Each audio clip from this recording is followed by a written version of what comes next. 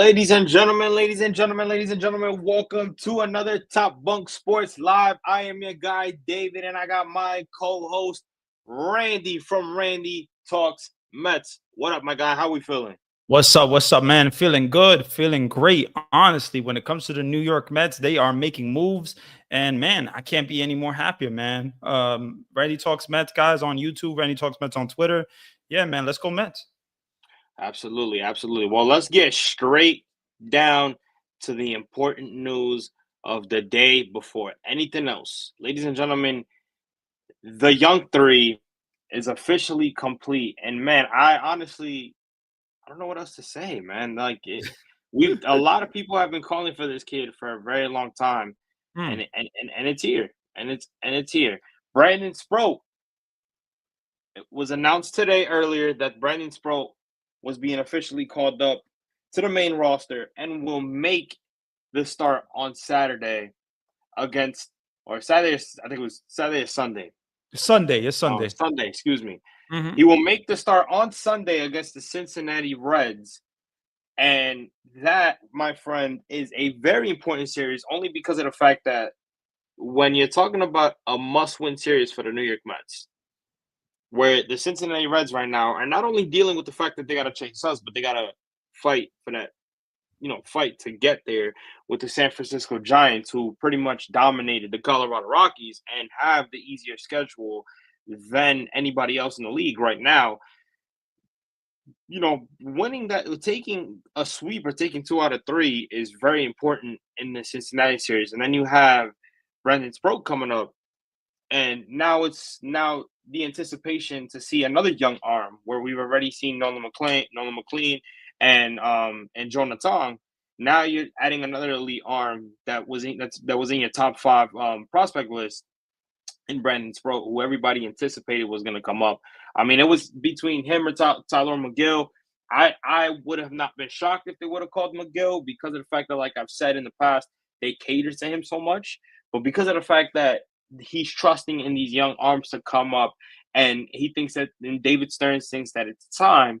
I think that it's a very important announcement. It's very big for the spark of this rotation that's in need of a spark.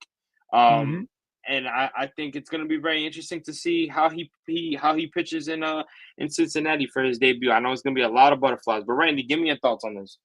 No, I honestly love it. I think when it comes to Brandon Sproat, this is somebody that I've been wanting to be called up for a while now. Obviously, when the season started, there was talk about Brandon Sproat being the guy to be called up, even though he struggled in AAA a little bit last year. But this is the guy that a lot of Met fans wanted. They wanted Brandon Sproat because this guy has a fastball that goes up to 99 miles per hour, 100 miles per hour at times. He has a nasty slider. He has a changeup that's nasty as well. I really like his pitch mix. I really do.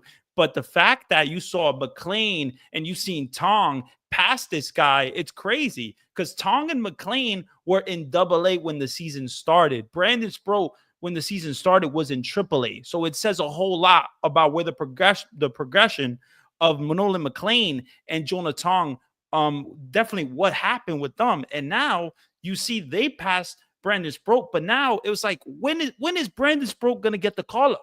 When is Brandon Sproat going to get up? So I'm happy that they're not going the safe route and going for a Tyler McGill and actually going for a Brandon Sproat, who I think Brandon Sproat to me is a guy that can be a real horse for this team, especially, man, and the starting rotation. And I'm so happy that he finally is here. Absolutely. Before we get into the graphics real quick that I made for him, shout out to the 23 that's watching, and shout out to Jacob Pedruzzi who's in the chat. He says, "What's good, y'all?" He says, "I wish my Yankees would promote the young dudes like y'all Mm. are doing." I mean, no comment, because I'll tell you Oh, one thing. man. I don't want to make this a Yankee thing, but when Jason Dominguez was called up, a lot of you guys never really gave him an opportunity. Mm. And not only talking about the fans, but I'm also talking about Aaron Boone not giving him an opportunity as well. It's funny how when you guys had him as a leadoff hitter, he was actually hitting the ball pretty well consistently, and then all of a sudden he drops from the leadoff position, and then you guys wonder why he really hasn't found it offensively. It's just weird how y'all treat that kid. Um, Yeah. and I'm scared for any of the young other kids to be treated that way. Maybe it's because Aaron Boone is still the head of the table. Um, and maybe that's what it is. Maybe he just doesn't Mhm. like playing as young guys. Maybe he's just a Buck Showalter 2.0. But Mhm. that what y'all doing to Dominguez, man, for that kid to show so much potential Yeah. and him being slapped in the face like that, I think is very But disappointing. David, it says a lot. It says a lot about the New York Mets that David Stearns throughout this season, nobody expected to see Nolan McLean, Jonah Tong, and Brandon Sproat this season. Maybe a Nolan McLean, maybe a Brandon Sproat, maybe one starter. But the fact that you're getting the 3 young starters is crazy to me. And I'm so happy that this is happening. Now, unfortunately, it's happening because the starting pitching for Kodai Senga, Sean Manaea, Clay Holmes, these guys are struggling. And that is the reason why David Stearns is making up these call-ups. He didn't get anyone in the deadline to be a starting pitcher. So obviously there was talk about these guys coming up. And I'm happy that they really, they're here. They're here. And I Right. can't wait to see Brandon Sproat. Right. Well, let's look a little bit at his numbers. I actually posted his numbers when I made the post. So I made the post maybe about a couple minutes after it was announced. Shout out to Chase Ford. Chase Ford is a reporter down in the minor leagues, and he was the first to be on the news. As you can see right here, he posted it right away. So the New York Mets are calling up right-handed pitcher Brandon Sproat to start Sunday for what will be his major league debut. And then he kind of posted some stats. Sproat had a 4.24 ERA along with 113 strikeouts in 121 innings for the Syracuse Mets. So, I kind of took the liberty of kind of, writing the same exact, not the same exact thing, kind of putting the expanded stats. 26 appearances, an 8-6 record, 121.2 innings pitched, like he said, 130 Ks, like he said, 53 walks, and a WHIP of 1.24. So again, Chase Ford was on it first. So anybody that knows, I give credit to whoever promotes it first. I'm no big source, so I don't get nothing. I Shout don't out to report Chase nothing. Ford, man. So shout out to Chase Ford for putting that out, because I also saw the comments when he posted it, and people were like, "You're lying. You don't Yeah. have credible sources. You're this. Mhm. You're that." And again, he was right on it. And if you look at the numbers on his tweets, he's got it's doing pretty good. So shout out to him for making that. For But sure. Uh, your final thoughts on your predictions. I'll say on how you think Brandon Sproat is going to turn out for on Sunday. Honestly, I think Brandon Sproat is going to be nervous. I think this guy is young, but he's also a little polished as well. Hmm. He's not a high school pitcher like Jonah Tong. He was obviously drafted as a college pitcher. So I think when it comes to Brandon Sproat, this is a very talented guy. I think he's been waiting. I'm gonna say 6 innings, 2 runs allowed. That is what I'm gonna say. Now I hope it's better than that, but I don't have no problem with that. Right. Right. Okay. Yeah. I mean, listen. What's your I prediction? don't. I got My prediction. Well, in terms of just Sunday itself, my prediction is he's going six. Maybe he okay. gives up five. I'll say he gives up 5 hits. Okay. Um, I could see him giving up a run, maybe two, Mm, but I think he locks in. mhm. I think he locks in. I think a lot of people look at his ERA and kind of judge Mm, him for what it is. He obviously yeah. hasn't been spectacular like Nolan McLean or Jonah Tong have when they were in AAA this year, but his stuff has been way more effective than it was last year. Last year he struggled very, very much. So this year he's been much better, and it's prompted them to look at him and be like, "Yeah, we think this kid is ready." Like even if the numbers say what they are, his stuff right now is major league ready, and they need to save this rotation guys, I'm gonna put this out there real quick. I'm gonna give you a scenario, right? Because I was gonna do a video. Let me get to the comments real quick before I get to that. For Patrick, sure, for Patrick is sure. in here. He says, "Have 3 rookies ever start consecutive postseason games before?" So he asked us that question. I Randy, I don't know mean, if you know that. I don't know. I don't know the answer to that. I don't know. I don't know if I know that perfectly. I know in 2015 we had Harvey, we had Syndergaard, and we had. I Yeah, but mean, I don't think they were rookies though. they probably weren't rookies. Yeah, I don't Yeah, honestly know. I don't think. I honestly don't know. But nah, if yeah. it is, I'm happy that they're getting the chance. Mhm. You know. The bone Mike says the answer Oh, the is answer is no. no. Well, Okay, I guess. Well, the I answer is guess. no. Hey. Shout out to That's my what he's guy saying. Chris. I Shout guess out so. to Chris Torres. Shout I out to guess Chris that's Torres. I guess he's saying. I guess he's saying no. I wouldn't. I was actually gonna search that up, but we'll go with yeah. We'll go. Chris is saying he doesn't think so either. But Chris, shout out to Mm, you.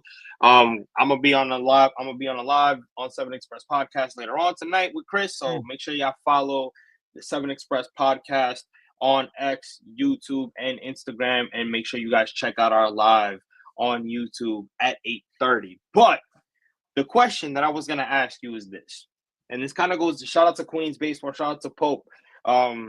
Yeah, shout out to Queens Baseball, shout out to Pope, shout out to Master Flip. We're doing it big. We're doing it big. So shout out to Yes, sir. shout out to Queens Baseball. I have a question because in that live that the space that Pope did earlier, I Mm. basically said that I think it's good what they're doing in terms of taking the 3 young kids in McLean, Tong, and Sproat and putting them in this position. And when I mean position, I mean pressure situation. The Mets, regardless of how you look at it, are in a pressure situation right now because they have to win every series that they could possibly win to stay intact in this wild card position. No matter if they're 5, 6 games up, you got to protect that lead. You gave up your lead in the division to the Phillies because of how many games you lost and how much you've struggled. So you're still intact to make the playoffs in the wild card. You have a 5-game lead over the Cincinnati Reds and the San Francisco Giants right now because they're literally tied in the standings. You got to protect that lead. As much as you're putting them in a pressure situation, I would run. I know people are kind of like, I don't know because they're young and they're in a pressure situation for the playoffs. You know what I'm saying? Like I don't know if that's gonna work. I'm gonna tell you something right now. The vets on this team have struggled so bad that I'd rather take my money putting either Peterson, McLean, and Tong, or just roll with the 3 in a wild card. And I'm just talking about the wild card because we know when we get to the division series, you can expand and you could put at least 4 pitchers in a rotation, or maybe 5 Mhm. pitchers For for your sure. playoff rotation. We're just talking about the 3. We're not, and nobody should be confident in the vets that we have in Senga, Manaya, even. Listen, I love Clay, but when I talk about inconsistent, he's been one of them.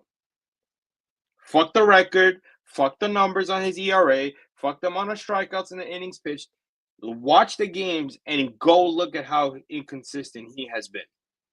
Yes. I have said in the playoffs, let's put Clay Holmes in the bullpen as much as anybody else. A lot of people have said that, and there's a reason for that, right?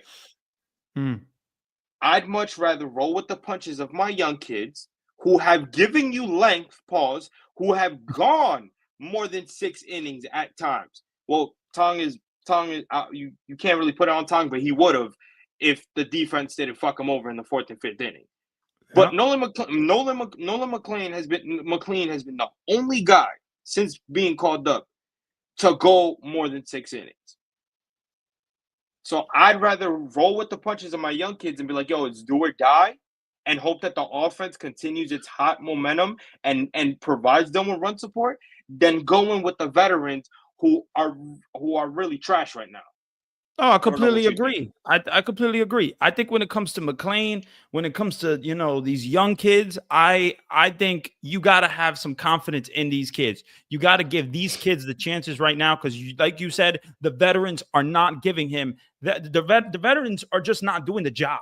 They're not doing the job consistently. Like Clay Holmes, he's been okay. Like he's converted to from a reliever to a starter, but he's been okay. It hasn't been the best, but it hasn't been the worst. But it is what it is. He's not going to give you 5 innings. He's not going to give you 6 innings, 7 innings. He's not going to give you that length in the starting rotation. So, and then Sean Manaea is a guy that has to deal with a bone spur. He's deal with injuries. And he might have to have a surgery in the offseason. So that got to be definitely talked about as well. But then you got Senga, who's a guy that the Mets are definitely talking to and probably going to option him to the minors. And he maybe could he accept maybe he can accept it and he can go to the minors. I think honestly, when it comes to the Mets, you got to trust these young guys. You got to trust these young guys. So there's so much talent there, but right now, my postseason is David Peterson. I got to go number one just because of experience. That's just me. I got to go McLean number two, and I got to go maybe Jonah Tong number three. But obviously, maybe have Clay Holmes or someone like Sean Manaea piggyback him after that.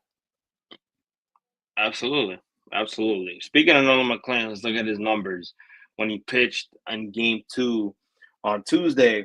6 innings, 3 hits, 2 earned runs, 3 walks, and 7 Ks. Now, if you remember, at least 3 innings, he couldn't find nothing on his breaking pitch. He could not get any of his breaking pitches in his zone. His fastball was the only thing that was on his side. All of a sudden, after struggling, he's in a roll.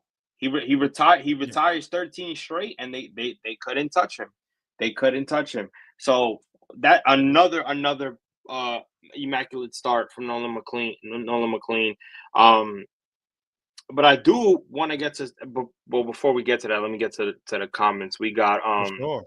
we got Sanders Cancel. He says, "Hi Randy, I think the Mets rotation is going to be as good as the 1986 rotation. Gooden, Wow. Darling, Fernandez, and Ojeda." Wow. I mean, I love it. Honestly, I hope so. That's pressure right there, Sanders. That's pressure right there. The Tigers broadcast was already putting the pressure when they were comparing him to Tom Seaver after 3 starts and comparing the 3 starts. It was crazy. That's pressure right there.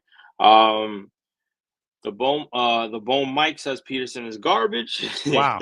I mean, he's been our besides it's him and Clay Holmes that have been the most consistent. I'm gonna be honest with you. I'm when we're talking about the vets, we're strictly just been talking about the vets. They've been the only 2 consistent pitchers in our rotation. So I can't really call him garbage right now. I know he hasn't been what he was last year, but he's kind of been suitable in terms of being trustworthy. I know he got hit up his last start against the Marlins, but I can't deny his success since last year. McLean, he said Patrick St. Clair says McLean is the ace of the Mets. Wow. Okay. That says a lot. That says a lot. After 4 starts, you're calling him the ace of the Mets. It says a whole lot. It says a whole lot about where that rotation is right now.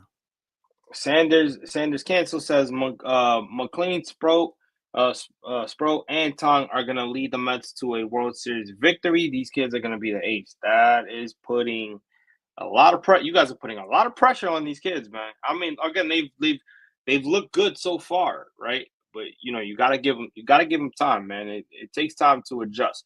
My guy Chris says, to be fair, Clay has never pitched this much innings in his career. I can't knock him that much. He's been better than what I expected, to be honest. Yeah, no. Trust me. In no way am I shitting on Clay Holmes at all. Clay Holmes has been phenomenal for what he's given to us, right? I can't complain at all. Again, the numbers speak for itself. My thing is, and again, not saying that nobody watches the games here every day. We all watch the fucking games every day, whether it's on a positive note or a negative note. But because he's been a little bit inconsistent, and that's probably not his fault because again, this is the first year in his career probably that well, I say probably because I think he was a starter back in like 2018 before he got moved to the pen, but because he's back to being a starter after so long, it's hard to kind of give him shit, but because of his experience as a reliever, and because the Mets found success in giving that role to David Peterson for the playoffs, why not give that role to him, right? Where you can use your guys like Nolan, like Jonah, like Sproat, if Sproat is successful for the amount of games that he pitches up until the playoffs, why not give them that starting role and start the energy there? You know what I'm saying? So then if they find themselves into trouble or they find themselves going into the fifth inning and then they're done, you can bring another heavy hitter like Clay Holmes and he can give you multiple innings since he's already did it for a full season. You know what I'm saying? So that's the only way I see it. Just because again, the negative part about him being a starter is that he gives up a lot of walks. And when he leaves baseballs over the plate, they hit him pretty hard. You know what I'm saying? Like it's not all the time, but when you're watching him struggle, it's rough to see. And then sometimes you have that thought like, damn, maybe he should just be in the bullpen this year. But you're not wrong, bro. The expectation, for me, I didn't have any high expectations for him. I said, listen, if this is what they want to try, let him be. And if it doesn't work, you use him as a reliever. He's I mean, the exceeded beginning of the season, expectations. I thought it was a weird move, obviously, to sign Clay Holmes. I mean, the move, it hasn't been, the worst move. Like, he's given them consistent starts. He hasn't really been injured. So I think it's been a success overall. But I just think right now, he's not giving you the length that you need in the rotation. He's just not giving you innings. And he's giving you maybe 4 innings. And it was a good start. It was an okay start. Like, it wasn't, whatever you want to quote unquote good start, but it's not a quality start. He's not giving you 6 innings. He's not giving you, 5 innings there. So he's giving you 4 innings and he's not even going to the 5th. It hurts the team and it's hurting the bullpen. It's hurting the team overall with the bullpen because you're going to have to go with these guys, go and use a Gregory Soto who was coming out of the 4th inning. 4th inning we're talking about. It's crazy. You got Helsley, you got all these guys, and these guys are being used, overused. Ryan Stanek, all of them. It's tough. Right. Let's go to some comments here before we move on. We got San in the building. San says, "Hey, rookies have played in the playoffs and succeeded. Why not our guys?" You're right. Why not our guys? You're right. But this goes back to my point. San, I don't know if you were here in the very beginning, but this goes back to my point where because your vets in Manaya, your vets in Senga, who may not even touch the playoff roster if for how bad he's looked, right? And we're gonna get to the Senga shit that came out. Shout out to Will Salmon. Because of how bad they look, you bringing up your rookies here at this moment in time where you need every game in September, or every series at least in September, to hold down your spot in the wild card, and you're putting them in that position to spark something. And I always use that word because that's what it is. If your vets are not giving you anything and every start is dreadful and they're not succeeding, your young kids are gonna try to give you something to help them out. I'm gonna roll with the punches with my young kids. If Jonathan duplicates his debut start, right, and gives you 7 and gives you 7, 8 strikeouts, right? Why not? If Brendan Sproat comes in on Sunday and pitches a hell of a game, again, that's giving me more confidence that I'm gonna roll with the kids in the wild card than roll with the vets, because then it's like you roll with the vets. You're listen, I don't mean to be nasty, but you're clinching ass cheeks for all 3 games. I'm gonna be real with you. I'm gonna be fucking honest with you. So that's just what it is. The Bone Mike says Hergert, Davinsky, and Waddle were better than Manaya, Senga, and Holmes. I mean, they were solid. They were solid. You got to give them credit. You gotta I give mean, you them got to credit. give They him were credit. solid. You got to give all those moves credit. To be honest. Right. Patrick St. Clair says it's too late to call it pressure if they're literally starting games for us in a pennant race. Yeah. I would still call it pressure a little bit, Patrick, because of the fact that they've never been in that type of environment. They've never played in a big game like that. And no matter how many games you're playing, every game is a must win. Yeah. So as much as good as they are, right? I could say the only person that I honestly seen in my 10 like in my years, in my 24 years, well, not all 24, but in my years of watching the Mets, right? The only player that I could look at and say, yo, this kid's still young and he's performing like that in the playoffs is Mark Vientos. What Mark Mm. Vientos did last year when nobody expected him to really and when again, he that second half of the season when he went off, he shocked a lot of people, right? But for him to come into the playoffs is a different story and to continue his hot momentum and Mm. literally put the Mets on his back with Lindor, you know, that right there, I was like, yo, this kid doesn't care about pressure. Like Hmm. he's literally showing right Some now in guys the just have that clutch gene. Just some guys just right, have that it factor when it comes right, to that clutch factor. And I think Mark Vientos, he has it. He definitely has it. And you hope that these kids have it. You hope that McLean and Jonah Tong and all these guys have it. But right, you don't know. But what you've seen from McLean so far is he's a gamer. He's a guy that can deal with some adversity and still get past it. right. Let's go to the next comment. Shout out to my guy Anthony from Subway to Shea. Appreciate you, Shout Vince, out to being here, Anthony. my guy. Make sure you guys like all his videos and all his posts on X. Make sure you guys subscribe to his channel, man. He is kicking, he is killing it right now, man. Mm. That is my guy. I appreciate you for coming in, bro. I appreciate you always. He says he's honestly been the most consistent starter. Talking about Clay Holmes. He was supposed to be a 4 to 5. It's really on Senga, Manaya, Montas, and whenever Peterson has an off night. Absolutely. I absolutely agree with you. That is a great point. I am not disagreeing with you guys on Clay Holmes' year and how good he's been. My only thing is about, maybe utilizing him in the bullpen. But as we're talking, now I'm kind of looking at it from a standpoint of maybe it would be beneficial to keep him in the rotation because he's already gotten comfortable and he's gotten through a full year, and just put Peterson back as a reliever in the playoffs since he's already I, had success doing that. I disagree with that. I don't. I think Peterson he's your game one starter, a game two starter. He needs to be a starter in this rotation for the playoffs. He got Peterson to me has proven that he can be a gamer for this club. He's all year. He's pitched pretty much well. I think when it Mhm. comes to David Peterson, he has to be in the rotation. Has to.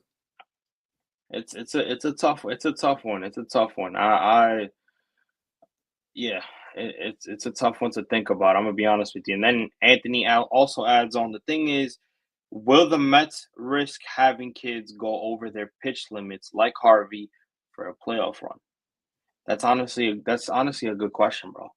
I mean, Honestly, a good question. honestly, why not? Why not? At the end of the day, listen, this is a playoff run we're talking about. Like we're trying to get to the promised land over here. So I'll have no problem with it. Now, if the Mets have a problem with it, then they'll do what they need to do. But I Mhm. have no problem with honestly pushing these guys, and we already pushed these guys, and we're gonna try to even push them more. So we'll see. That's gonna be an interesting one to say the least, because how what they do for that wild card matchup, and who they play against.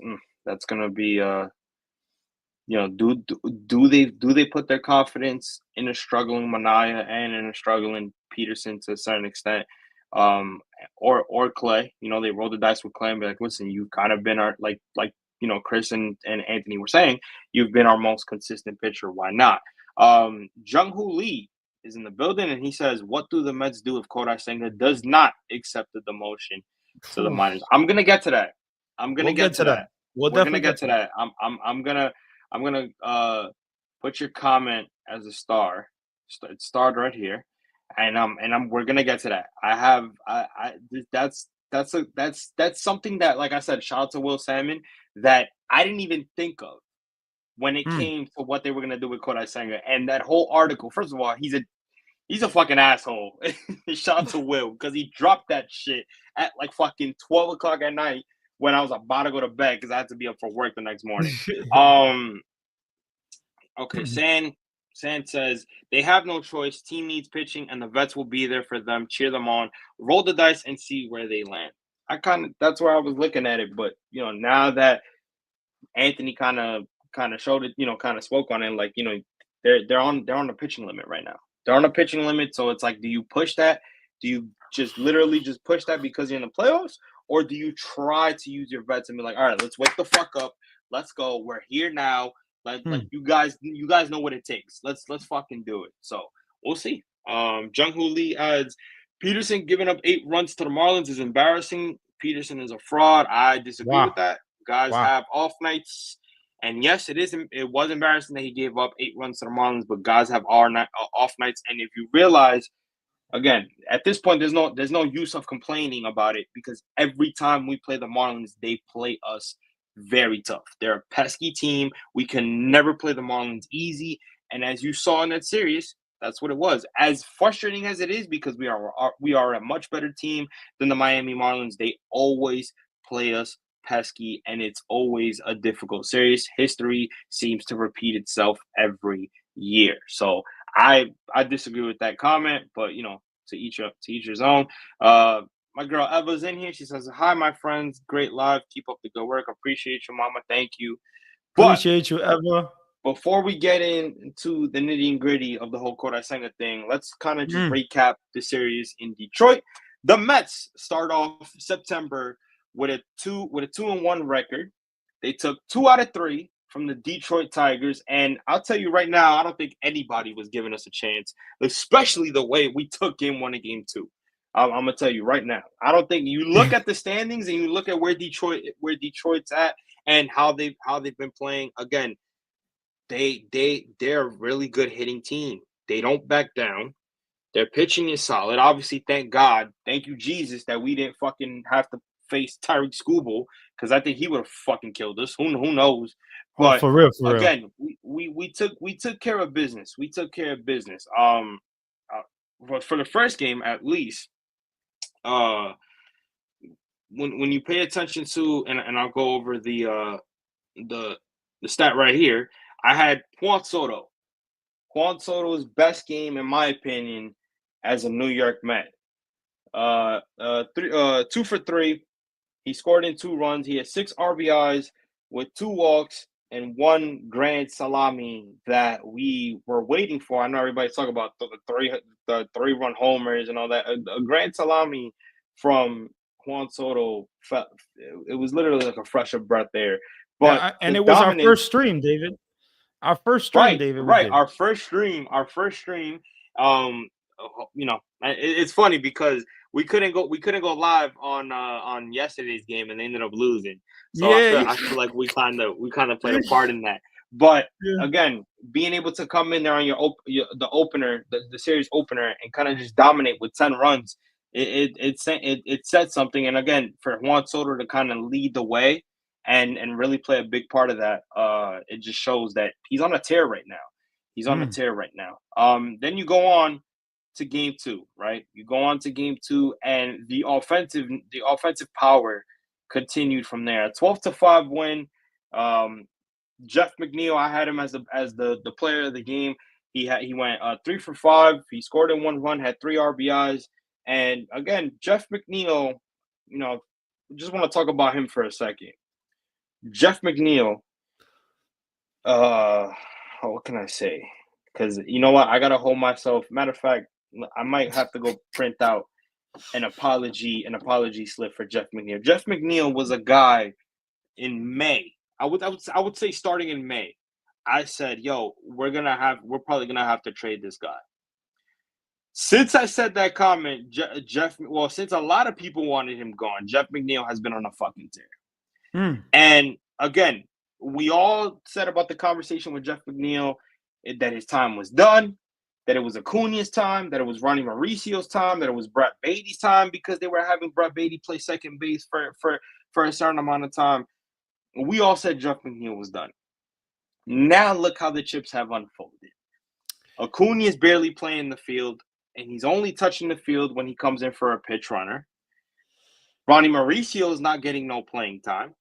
And the only time Jeff McNeil is not playing second base is when he's playing the outfield for Brett Beatty to play the infield. Other than that, Jeff McNeil is your everyday second baseman as of right now. My guy, what are your thoughts on the turnaround for the veteran Jeff McNeil? All right. What I will say is I wasn't one of those guys. I was one of those guys that honestly discounted Jeff McNeil. I thought he had a bad attitude. I thought, first of all, he just overall wasn't going to be a player for us going forward. And that was the beginning of the year. I thought they were going to trade him in the offseason, and they didn't do that. And I was pretty surprised because I was thinking the same thing as you. They're going to have Acuna, they're going to have Mauricio, they're going to have these young guys come. But it says a lot that David Stearns, he didn't trade him. He kept Jeff McNeil. And it says a lot about what Jeff McNeil was doing. I mean, Jeff McNeil is having a really good season overall. He has been one of our most consistent players. And I mean, hats off to Jeff McNeil. I mean, I have to apologize to Jeff McNeil because, I mean, what's it called? Last year, I was on Pete Alonso, and I apologized to Pete Alonso. And now I'm going to apologize here to Jeff McNeil because Jeff McNeil is having a really good season, getting clutch hits, doing what he needs to do. And he is such a versatile player that it helps the team in every single way. He can play second base. He can play third base if you want. Now, we don't have him at third base a lot, but he can play multiple positions. He can play center field, second base, first base. He's an emergency catcher. I mean, it's crazy what it is. I mean, it's insane. But what I will say is hats off to him. Hats off to Jeff McNeil. Keep it up. We need you to keep being this clutch hitter. And I'm happy that he got over this, obviously after 2022, when he won the batting championship, the batting champion, he struggled in 2023. And then in 2024, he was good in the second half. But overall, 25, he's just been a really consistent player for us. So hats off to Jeff McNeil. Absolutely.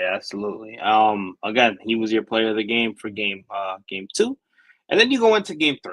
I'll get to those stats in a second. I just want to get to game 3. Let me ask you a question. What did you feel like could have went right? Well, I want to get to this guy first. Obviously, shout out to Clay Holmes. Clay looked good for 4 innings. Clay, obviously, I think the only struggle that he had was with walks. And if you notice, probably maybe for about 3 innings, he walked the leadoff hitter. But he was able to he found himself in a little bit of trouble, but he was able to get out of the jams. And then in that 5th inning, he just couldn't find his groove. What did you think about his start in yesterday's game? I mean, in yesterday's game, I thought overall it was an okay start. Like he did what he kind of needed to do for those 4 innings. But the thing is about this guy, he just can't give you 5 and 6 innings. And it seems like the third part of the order, he struggles with walks. He struggles with the control. And you saw those walks hurt the Mets. And I don't know what it is. Maybe I think it's just because he was a reliever.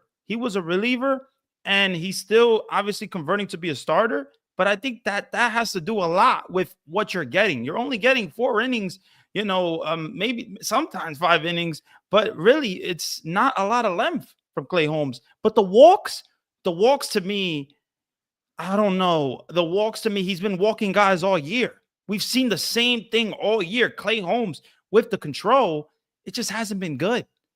I think his breaking pitches have a little, I think he has too much movement on his breaking pitches. And that's crazy to even say because you see McClain and he has an amazing movement. But I think what Clay Holmes has with the movement of his pitches, sometimes he can't get it to where it's going. He can't get it to where he wants to go. So I think that's the fact. I think that's leading to those walks. What do you think of that? What do you think about that, David?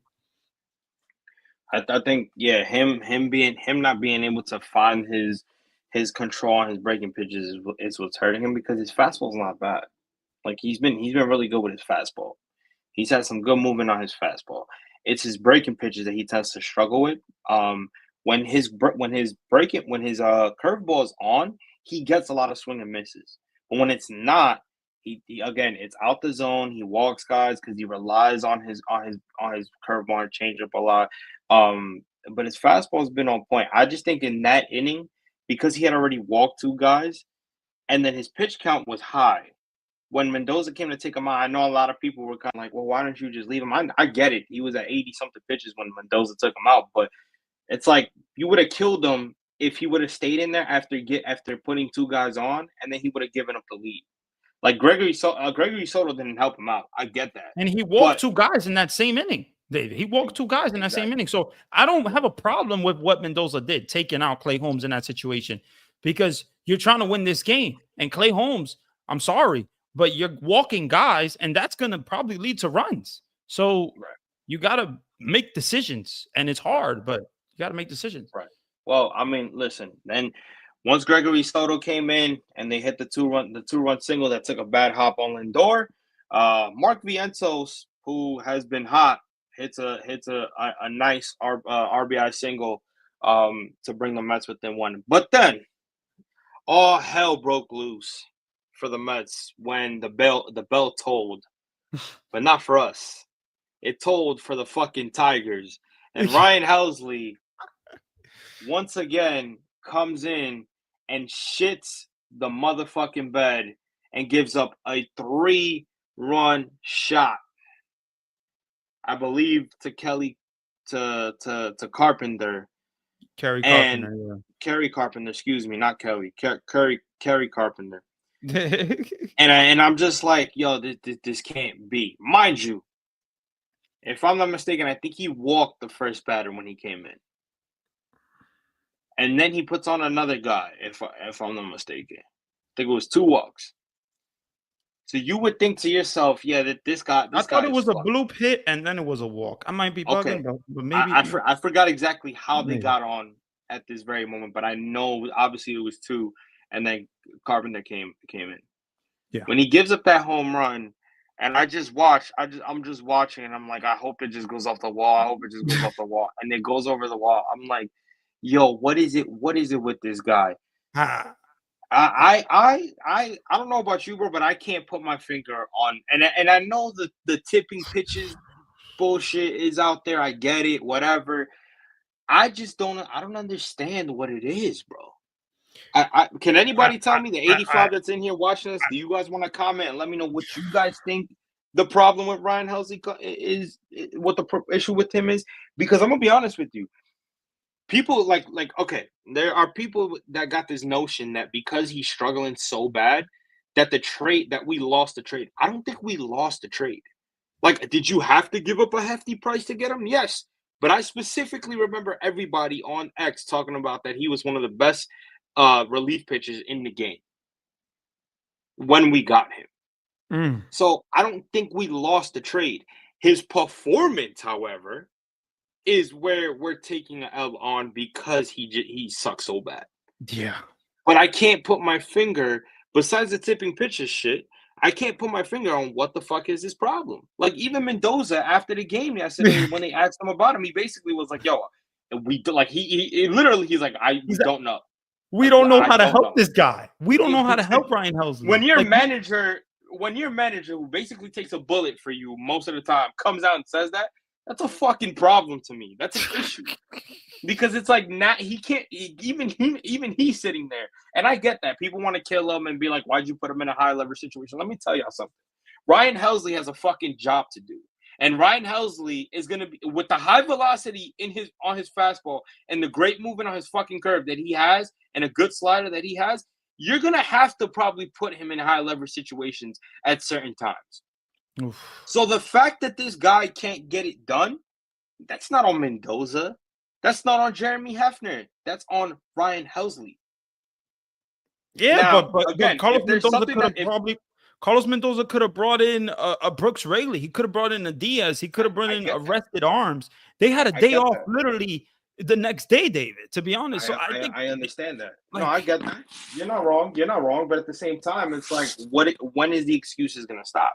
At some point, even when you do have five arms rested, you still got to use them at a certain time. but why are You you gotta using get them you gotta get in a the why are you using them you in a 3-2 game in the seventh inning? Like because you I still don't gotta agree he's with no the fact that I I don't right, go ahead, my bad. no, I just don't like that he used him in that situation there in a 3-2 game when he's been struggling. And I get it. You want to get him right. I understand that. But I don't think that that's the situation to get him right there because it's a 3-2 game. And he's been horrible. He's been absolutely horrible. He's allowed 14 runs in 11 innings. Ryan Helsley has been probably one of the worst relievers ever since the trade deadline. I don't know how to help this guy either. Mendoza doesn't know how to help him, whether you want to call it tipping pitches or something. I'm just not happy with what I've seen from Ryan Helsley. And I don't know what the Mets do. I don't know how to get this guy right. I don't know what they do. I think there's a big issue with Ryan Helsley. Huge. It's concerning. It's concerning because, again, David Stearns didn't address all the stuff that he needed to address, but he addressed something that he spoke about, and that was adding to the pen. And he got three quality arms, in my opinion. That definitely was an upgrade. And Gregory Soto has been okay. Rogers has been okay, but Helsley has just shit the fucking bed. And honestly, I'm telling you, I don't. There's not. I don't like. I really just watching him. I'm like, dude, he's throwing. He's got a high velocity on his fastball. His changeup looks great. And again, he's leaving. And the thing is, he's leaving the ball over the plate. So that could be an issue. But it's at some point, it's like, are we gonna have a conversation with this kid and try to fix the mechanics on his pitches? Like what needs to happen for I this mean, kid they to finally tried to find move success? his glove down. That's what they tried to because his glove was up here and they tried to move his glove up here for they could stop the tipping of the pitches. But clearly, none of that is working. It's None of that. not. It's not. But again, after Carpenter took him deep, they would score. It would be a 6-2 score, and they would go on to win by that score. But there was something. So while Met fans were kind of upset about that game, not totally upset because you went into Detroit, a very pesky team that is about to win the AL Central, and you took 2 out of 3. So you start off the month of September on a good note. There was something that came out later that night that I think a lot of people were very frustrated with, and I'm gonna go back to this. I'm gonna go back to, I think was it the day before or was it that night? It must have been that night. Yeah, September 3rd. Mm, Yep, September 3rd. the Yes, day it before. was at Mhm. it was at night. It was at night that I know for sure that it came out, and it was about Kodai Senga. And I put this tweet out, basically kind of just putting it out to kind of clarify what it was talking about. And I put the part of the article, so I'm gonna read it to you guys. Shout out to Will Salmon who put this article out, and it says, with Senga, the Mets are considering a few possibilities, including potentially asking him to accept an optional minor league assignment. People familiar with their thinking said Senga, however, may not be assigned to the minors without his consent, according to his contract. Senga said Tuesday night that he is willing to do whatever it takes for him to get better and help the team. A potential demotion because of poor performance would present a significant fall for Senga, who finished runner-up in the NL Rookie of the Year and was an All-Star in 2023. After pitching just one regular season game in 2024, he initially looked strong in 2025, producing a 1.39 ERA through his first 14 outings. He has posted a 6.56 ERA in 35 and 2/3 innings since then. However, and while he offers a high end potential, the Mets possess other options in David Peterson, Clay Holmes, Jonathan, and McLean. With prospect Brandon Sproat also lingering in AAA, which obviously he's up here now. The Mets rotation beyond the next few days is up in the air. Holmes is set to pitch against the Tigers. Okay, so this was the day before. On Wednesday, the Mets are off on Thursday. Peterson is scheduled to start Friday against the Mhm. Cincinnati Reds, with the rookie Tong likely to follow up on Saturday. And Senga's next turn would be Sunday. Obviously, not anymore. But Yep.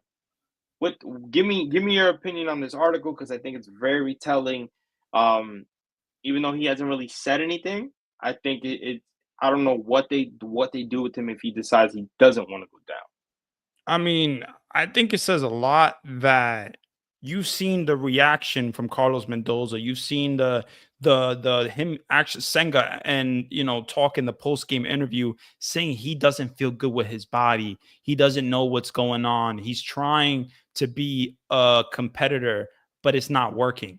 And he doesn't have confidence in his body. And to me, when you say that as a pitcher, I was pissed off that day when I heard that. I was like, why is he even starting? Why is he even in the rotation? I don't want him in the rotation. I don't think he should be in the rotation. And I think that the Mets have reacted to that. That comment was huge that Senga said. But overall, Carlos Mendoza was like, we don't know. We don't even know if he's going to make his next start. Like he kind of basically said that. Like, yeah, he said something like that around there. And you see, he's not making his next start. Senga is not making his next start. And the fact that Will Salmon is saying this in this article that he's potentially that the Mets are going to ask Senga to take an option to the minors is crazy. The fact that this is a major league pitcher, he's been injured and he pitched to a 1.30, I think it was 39 or something. I thought it was 1.47 ERA in the first half, but maybe I was wrong. Mhm. But I mean, but I think when it comes to Senga, this is crazy. The fact that you're telling this guy to go to be option to the minors, but it's something that the Mets have to do. The Mets have to think about the organization. They can't think about his feelings. They can't think about that stuff. So I have no problem with the Mets asking Senga, "Hey, can you take this option to the minors? Because we need to get Sprode up here, and we also you're just not helping this team win games." And it's unfortunate. It's unfortunate because this is a guy who, to me, last year, you remember the day before he got hurt in that Atlanta Braves game, he was electric. The fastball was electric. The forkball was electric. The slider was nasty, or cutter, or whatever you want to call it. It was nasty. And then he got injured. But then this year, when he pitched to a 1 point something ERA, and then but after he came back, he's been horrible. He's been absolutely horrible. So I mean, credit to Will Salmon for the article because now I think you see that that's happening. Is he going to accept that offer? I don't know, but I'm hoping so. And what I truly think is the fact that they're calling up Brandon Sproat on Sunday. I think he already accepted it. That's what I think, but I don't know for sure. Well, I mean, whether he did or not, I think that's the Mets putting their foot down and saying, "Listen, guy, listen, my guy, you have one successful year within your rookie year. Um, you've been hurt the next year. You were hurt next year. You only made one start, and you look good in spring training and to start the year this season. But then you got hurt again, and you haven't been the same since you came back from that injury. At some point, because you've been so bad, we can't really run you out there right now until you get your shit together." And again, like it hasn't been confirmed whether he wants to go down or not. But I think you're right. I think them calling up Brandon Sproat is basically them. Either he agreed to it and said yeah, or they're like, listen, we're doing this for the better of your performance and for you to get better. So just take it, get better, and if you come back here before the wild card starts, all right, cool. We'll put Brendan Sproat in the bullpen, or we'll send him down, unfortunately, and we'll try it again with you. Or you keep Brendan Sproat here, depending on how good he ends up being, and you keep him on that wild card roster, and you bring up Senga for the division series. But again, Senga's left them with no choice because of how bad he's been pitching. So I'm hoping that he understands what they're trying to do. Again, it's his choice, but I hope he understands. Like, listen, you're one of the best pitch. You're one of the best pitchers we've ever had. You know what I'm saying? Like we trust in your stuff. That fork ball, that ghost pitch is no joke. Like there's some shit behind it. The Mm-hmm. problem is that you know batters are starting to read it. If you're noticing when he throws it, they don't really swing and miss on it that much. Yep. Batters just starting to pick it up. And then when he throws his fucking fastball, he's leaving it over the fucking plate in the zone. And what are they doing? They're yanking that shit out. I think he doesn't have a lot of confidence in his fastball right now. That's what I think. I don't know when it comes to Kodai Senga. He's been it's crazy what has happened to him. Right. Crazy. Well, I mean, listen, if that's the case and he doesn't have a lot of confidence in his fastball, that might be another reason why he needs to be sent down. Mm-hmm. Because, at this point in time, you not having confidence in your fastball, Mm-hmm. that's a Overall, problem for him. David, I don't think he has confidence in anything right now. I don't think he's confident in his body. He's not confident in his pitching mechanics, so he shouldn't be up here. And I'm glad that the Mets are talking to him about going to the minors. And I'm glad they're calling up Brandon Sproat because like you said, they're putting their foot down. So Right. I love it. Right. Well, we'll see what they do. But I do want to talk about some stats here. And I'm gonna start off with the team overall, and then we'll get into two individuals. One that I think everybody's they're kind of expecting, and then the other one is kind of somebody that not everybody's really talking about since he's came up. But the first thing that I want to show is how this team has been playing against fastballs. Now, mind you, if you remember, Randy, the talk of the town was that the Mets could not hit fastballs. If you remember that. Mm. Oh, That the I Met, remember that for sure. you if, that the Met, that this team struggled with hitting fastballs, and that they can never be consistent hitting fastballs. Well, since August 12th, as you guys see here, the Mets numbers against fastballs are extremely well. An average of 333, 59 extra base hits, a hard hit percentage of 53.8, slugging 631 with an OPS of 1.033. Randy, let me ask you this question: what have you seen within the adjustments this team has made against fastball so far that has prompted their success offensively as of late? Well, we know that there was the article or whatever SNY posted it that there was talk. I think it was Eric Chavez that he talked about the data and that the Mets they were feeding so much data to the New York Mets and having them look for breaking balls and not try to look for the fastball, not try to be aggressive with the fastball. And now, ever since they've made that change overall, they just basically said, go back to basics, hit the ball, react to the breaking pitch. That's all you got Right. to do. And you've seen it. You've seen multiple guys. You've seen Brandon Nimmo. You've seen Juan Soto. You've seen Lindor. You've seen guys like Mark Vientos. These guys. You've seen a lot of Mets players really hit the fastball. And I love that that's what they're doing now. And the fact that what you said, David, they're one of the best teams hitting the fastball. So I feel like they needed to make this change and it's made the team better. It's made the offense better. And I'm happy that they made that change because, yeah, they needed it. They were one of the worst teams just scoring runs in run production. They were one of the worst teams in runners in scoring position. You saw that over the year. I mean, yeah, throughout most of the year, they were taking fastballs down the middle, in runners in scoring position opportunities. That to me was telling. I've been saying it most of the year. Why is Juan Soto taking a fastball down the middle? Why is Nimmo taking a fastball down the middle? What is going on? And then that report came out, and I was like, oh, that's why. And it's crazy. I don't know what you think, David, but I think it's insane. The fact that they made their adjustments at this time is all that I need to see. Again, this team was lost when it came to hitting against fastballs, and now it seems like they've picked it up. They've changed their philosophy to the point where it's making Eric Chavez look like a fucking god. After so many of us, including myself, I've called it since May. I've said it in spaces. I still want Eric Chavez gone, but I gotta tip my cap. I gotta tip my cap to the guy because he's made certain adjustments to kind of help this team. Maybe it's him and Jeremy Barnes put together that has swayed them into dominating against fastballs so far, and Yeah, that's and I why don't you've know, seen the David, success I of don't the know who they're fastball. listening to. Are they listening to Jeremy Barnes? Are they listening to Eric Chavez? I have no clue.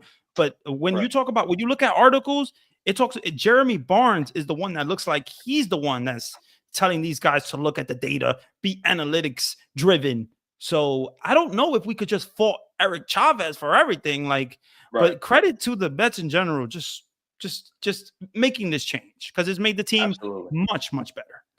Absolutely. But let's get into the second stat. I got three. So that was the first one. Let's get into the second one. This guy right here, Luis Torrens. Man, Wow. Luis Torrens, again, we've credited him so much since last year for his defense, for the fact that he makes contact, and of course he's not a home run hitter, but he's able to put the ball in play. But he was a number two option behind Francisco Alvarez. Francisco Alvarez gets hurt, and now he's back to the number one. They brought up Hayden Sanger to be the number two behind Luis Torrens. And ever since Francisco Alvarez went down, these are the stats that you see since August 19th at least. Batting average of 324, 3 home runs, 13 RBIs, slugging 676 with an OPS of 1.038. Randy, what have you seen from Torrens so far since Alv went down, and his success so far since the 19th of August? You know what I've seen? I've seen a lot of him using the field. I've seen a lot of him going opposite field and using that approach. That's what I've seen. And before this, he was pulling the ball a lot. He just wasn't, he'll hit a ball, he'll try to hit the ball for power, but it just wasn't working out. But I love that some guys just know how to step up. And I think Luis Torrens knows that the team needed him to step up when Francisco Alvarez, came down with the injury and was on the shelf. And yeah, some guys know how to step up. And I think Luis Torrens, he just stepped up and he used the field, and he got better. He Right. just locked in. Yeah, he locked in. Right, and I also think it's the veteranship of what he brings to the table. Him being that type of guy that's not that doesn't need to do too much.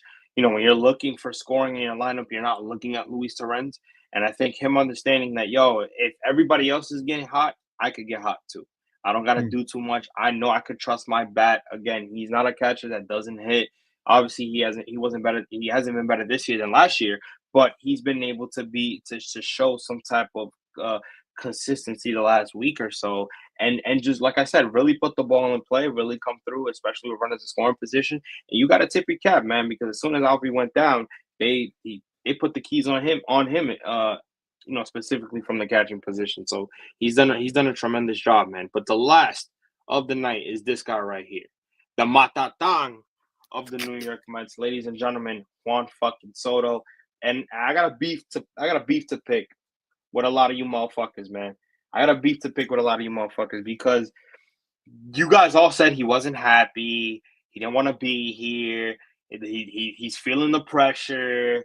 He's not. He doesn't want to be a Met. He's in the wrong pinstripe. He should have went back to the crosstown. I don't know, man. Yo, Randy, I don't know if you saw, but he was smiling when I when saw, he I hit that saw it. grand slam. He was I saw it. smiling when in the second game against Detroit. He I was out. He saw it. was out there. He was out here doing handshakes with Pete. Oh, I saw it. You, I you saw it. know. You know what I'm saying. I don't listen. I could be wrong, but I know what I saw. I know what I saw.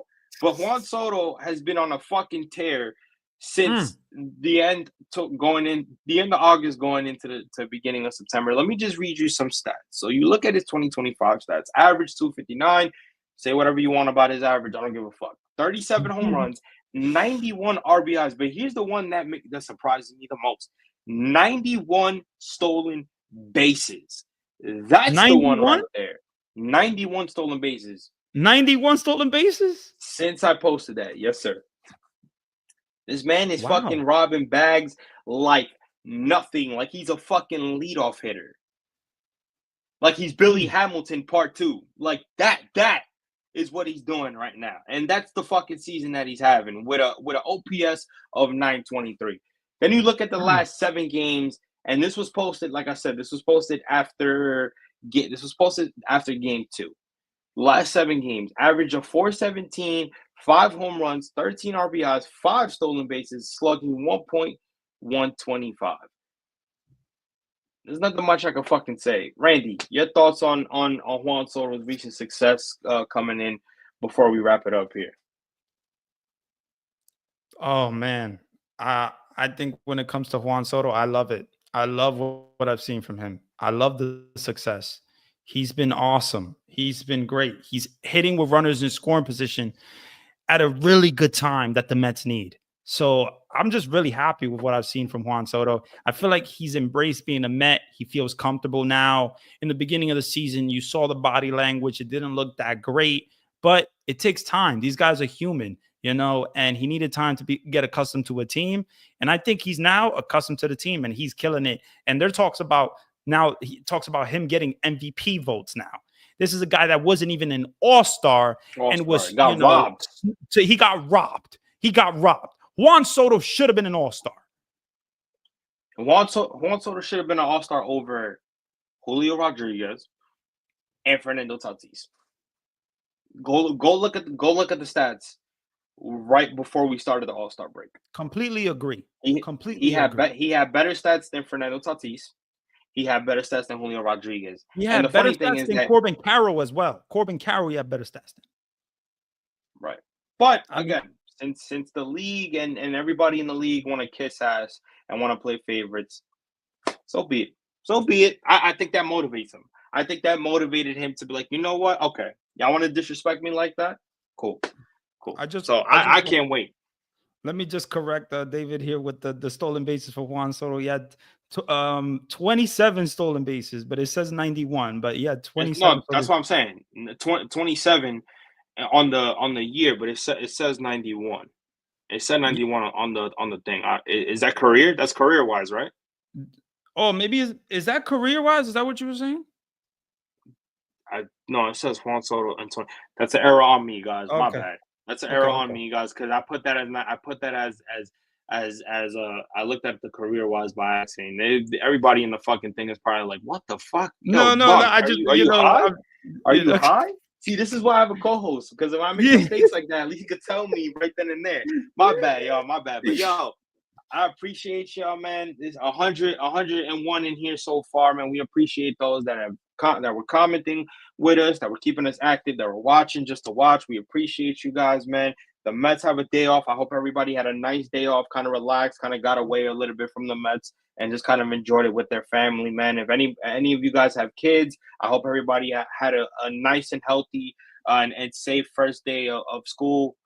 I work at a school, so it was hectic, but I hope everybody was able to get through the day safely. The Mets start a very important series, 3 in Cincinnati, with Cincinnati trying to fight and trying to get not only through us and take that their wild card, but they're trying to get past the San Francisco Giants right now, who are red hot and presumably I think are over them right now.